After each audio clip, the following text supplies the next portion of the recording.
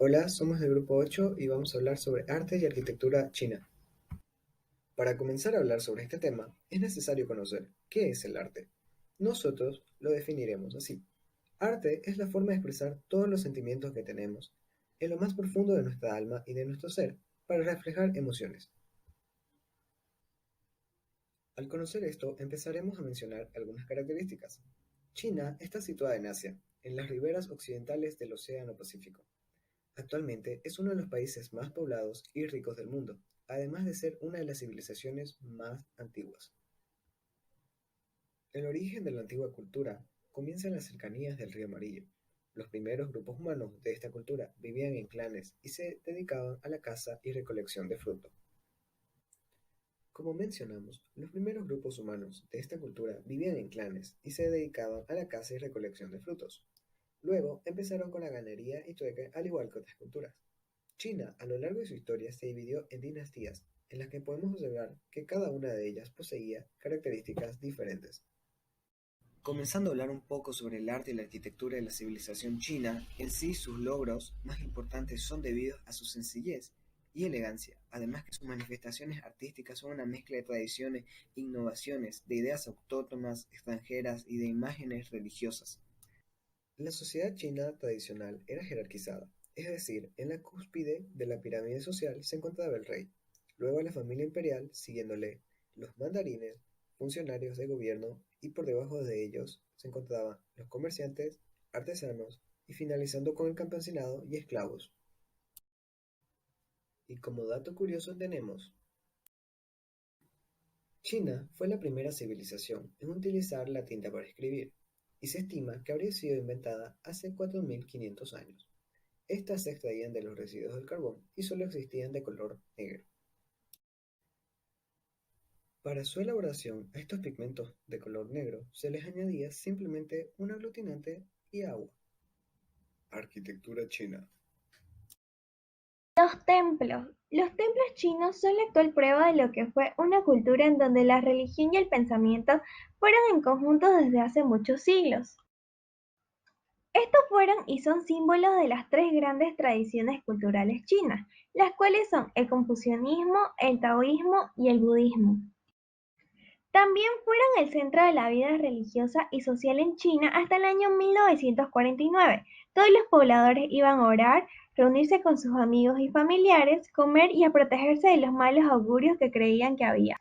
Estos servían también de escenarios de ritos y celebraciones, como las bodas y los funerales, por ser un lugar de reunión, ya que eran el espacio donde se desarrollaba la mayor parte de la vida comunitaria. Podemos encontrar templos en las grandes ciudades y en las montañas, haciendo que estos parezcan más interesantes y mágicos al estar lejos del ruido y estrés urbano. También tienen la misión de proteger el lugar en el que están situados. Los palacios. Los palacios imperiales fueron y son una de las edificaciones más importantes de la antigua China, ya que el sistema feudal velaba por el control centralizado del poder por parte del emperador, el cual tenía la mayor autoridad sobre su reino. Es por eso que los palacios imperiales eran la representación del pensamiento feudal y de la arquitectura tradicional china. El palacio más antiguo de China fue el Palacio Imperial de Beijing. Este existió al principio de la dinastía Shang. Su estructura se encuentra ubicada en la provincia de Nan, en el centro, siendo el más grande del mundo. Su diseño era con salones frontales, los cuales tenían la función de servir para las labores oficiales, y los recintos de la parte posterior tenían la función para el uso de la vida privada y de las actividades de tiempo libre. La ciudad prohibida se encontraba situada en la ciudad imperial durante la dinastía Yuan, donde el emperador Yongle estableció su capital en Pekín y ahí fue donde empezó su construcción, la cual duró 15 años y se utilizó materiales como troncos enteros de la apreciada madera Pidi Yan'an y grandes bloques de mármol extraídos de canteras cercanas a Pekín para su construcción. Los suelos de los salones principales fueron pavimentados con ladrillos dorados que fueron cocidos en hornos de Suzhou. La ciudad prohibida es el mayor complejo palacial del mundo, ya que cubre 72 hectáreas. Tiene una forma de rectángulo con 961 metros de norte a sur y 753 metros de este a oeste. Actualmente tiene 980 edificios. Los muros tienen 8,6 metros de ancho en su base y disminuyen hasta 6,6 metros en lo alto. Estos tenían la función de ser murallas defensivas o muros de contención.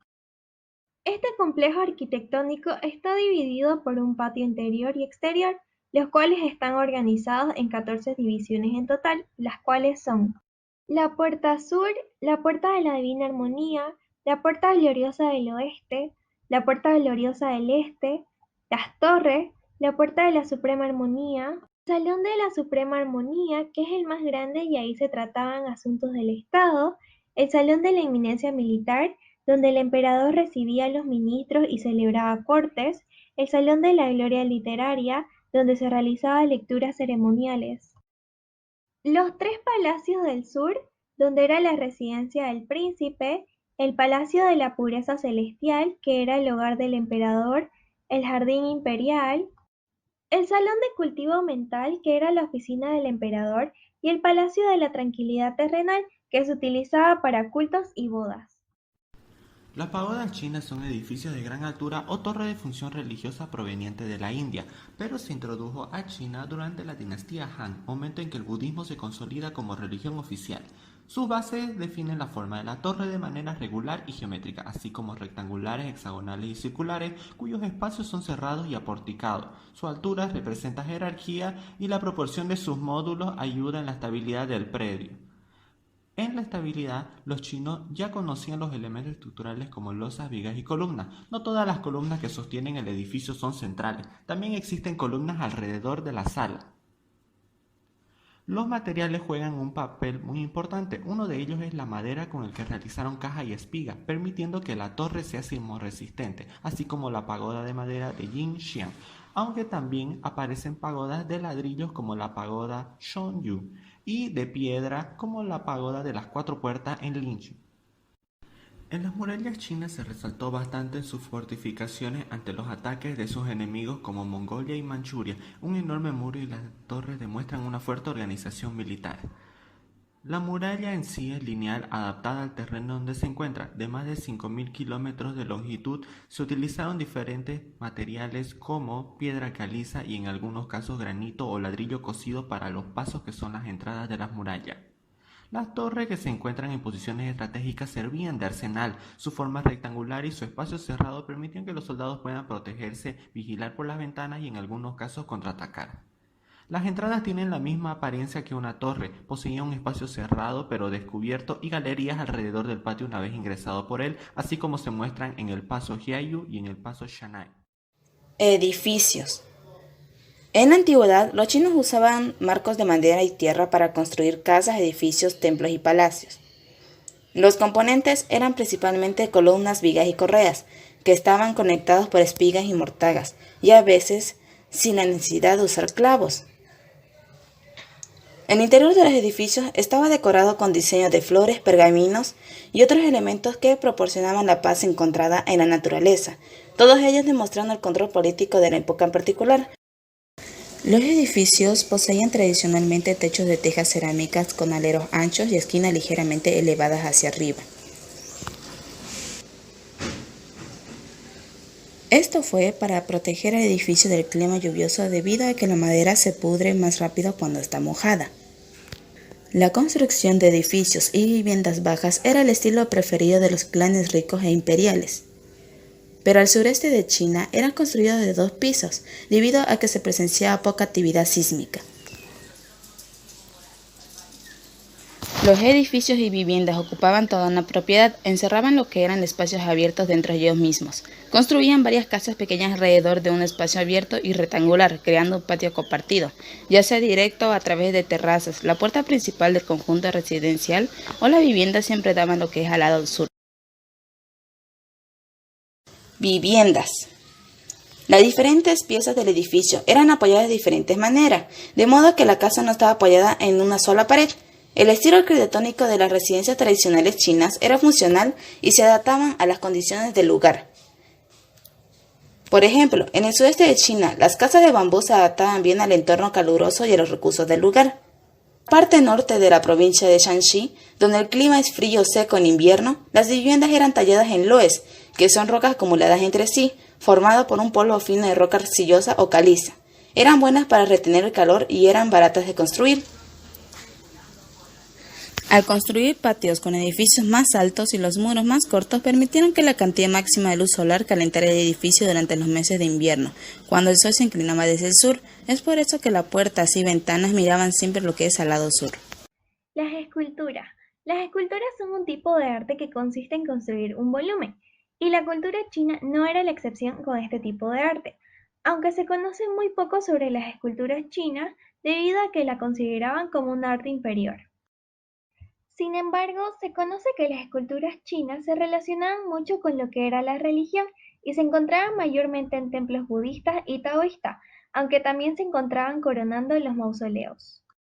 Las técnicas más utilizadas para las esculturas chinas eran el tallado de marfil, el tallado de madera y la talla de bambú.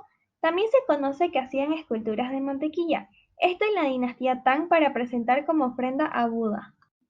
Se conoce que cada dinastía tenía una expresión diferente en su arte. En el caso de las esculturas la de las dinastías Qin y Han eran ásperas y fuertes. Y como dato curioso, tenemos que las esculturas más famosas son los guerreros de terracota, por parte de la dinastía Qin.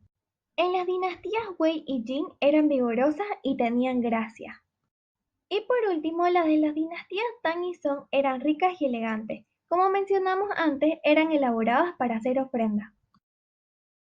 Podemos ver que las esculturas chinas tienen un espíritu expresionista que nos llevan a tener una gran imaginación de acuerdo a las figuras, objetos, animales o plantas elaboradas por aquellos artistas. La escultura china fue tallada de diversos materiales, entre los que se destacan la escultura de marfil característica de una China prehistórica, el tallado en terracota proveniente de la dinastía Qin, la madera como material abundante y representativo en el budismo, la piedra como monumentalidad religiosa y el trabajo en mantequilla como un tallado más exquisito.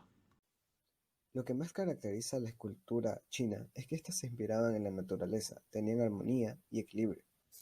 Su color dependía del tipo del material con las que eran elaboradas, pero podían ser monocromáticas y también policromáticas. También algo que se conoce es que las esculturas al principio poseían hieratismo en las figuras humanas, pero con el pasar del tiempo eso fue cambiando hasta mostrar una mayor expresión. Una característica típica de las esculturas chinas es la enfatización de las vestiduras de los personajes. Las funciones que poseían las esculturas chinas eran tres, las cuales eran decorativa, religiosa y memoriales.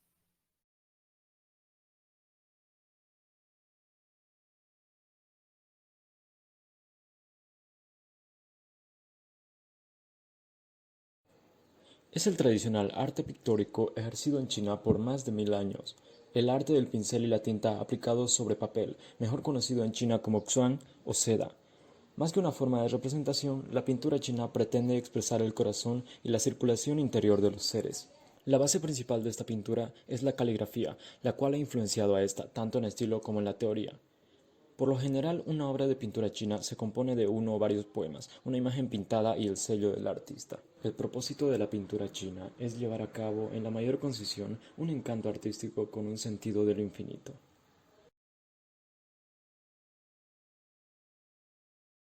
La característica principal de esta pintura es que las ideas y los elementos se muestran principalmente en forma de líneas y puntos en tinta, más que en color, proporción y perspectiva.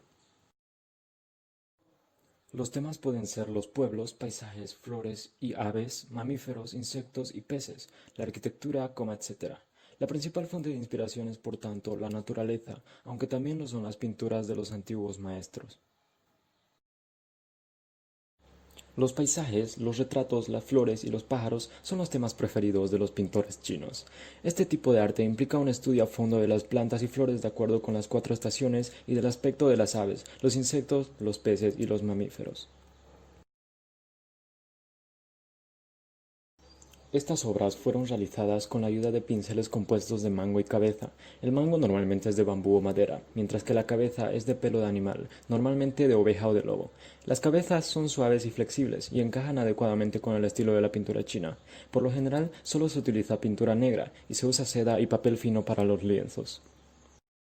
La pintura china se clasifica en 3 categorías principales: retratos, Es la más antigua, siendo tendencia hasta finales de la dinastía Tang en el año 618 al 907. Paisajes.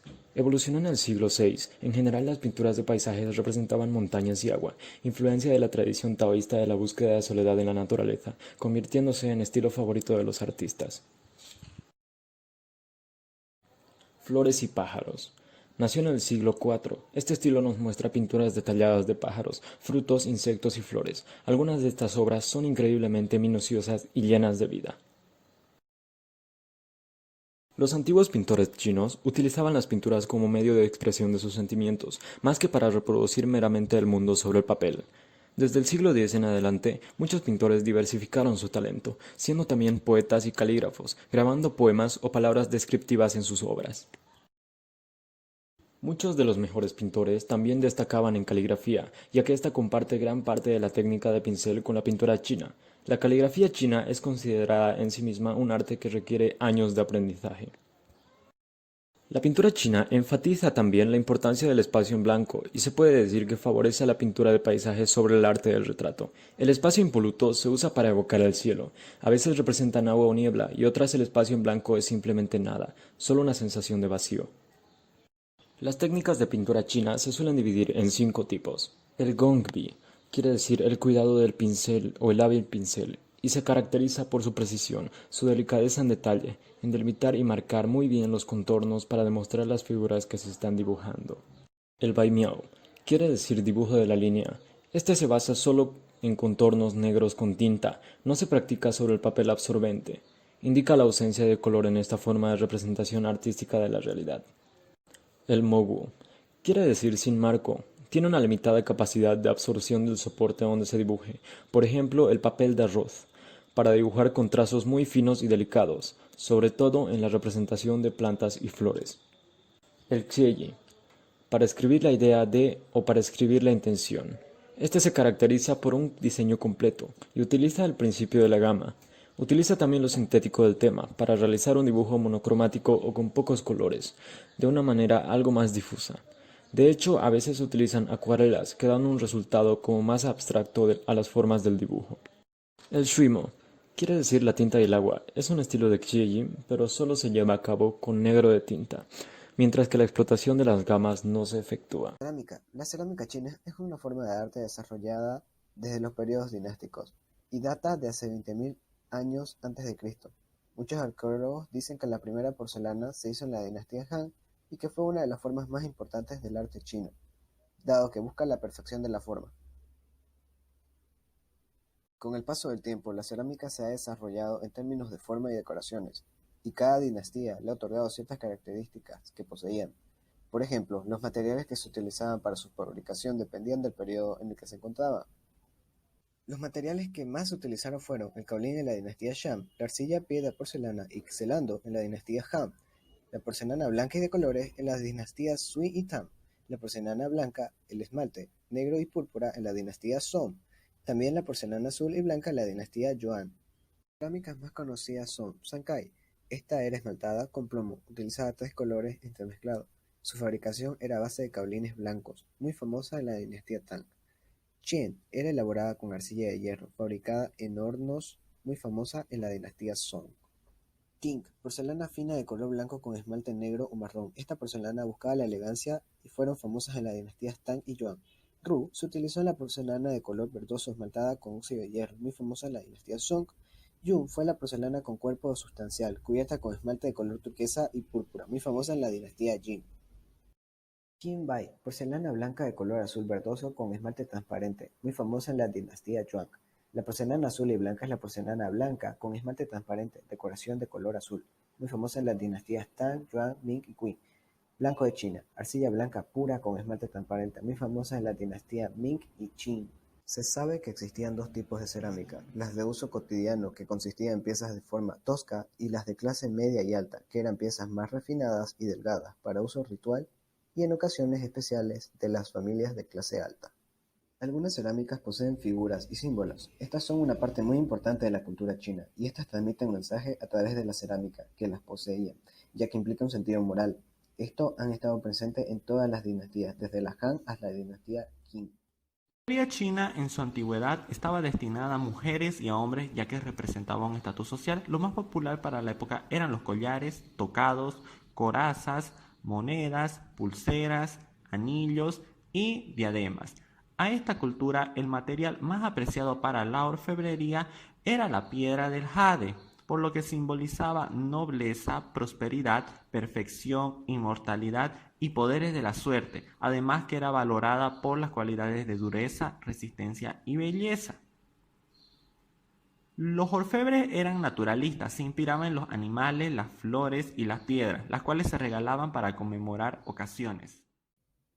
Para finalizar, como grupo llegamos a la conclusión de que el arte y la arquitectura china eran ricas en diseño, y éstas se ajustaban a su cultura y a las normas sociales que poseían, además que reforzaban sus ideas religiosas a través de la belleza de sus edificaciones, utilizando diferentes colores y pinturas según su función arquitectónica, además que mostraban un equilibrio y orden simétrico en sus edificios, grandes y pequeños. Sobre su arte, se nota que las decoraciones estaban grandemente influenciadas por la naturaleza, filosofía y religión, ya que hacían estatuas como ofrendas hacia sus divinidades. El arte y la arquitectura de India es muy similar, ya que poseen las mismas características de espacio cerrado, con poca iluminación, manteniendo una privacidad para la meditación, la simetría y regularidad, que muestra una cultura espiritual ordenada y conservadora. A diferencia de la cultura india, la cultura china no posee un arte ni una arquitectura erótica, sensual ni tampoco voluptuosa. Muchas gracias por su atención.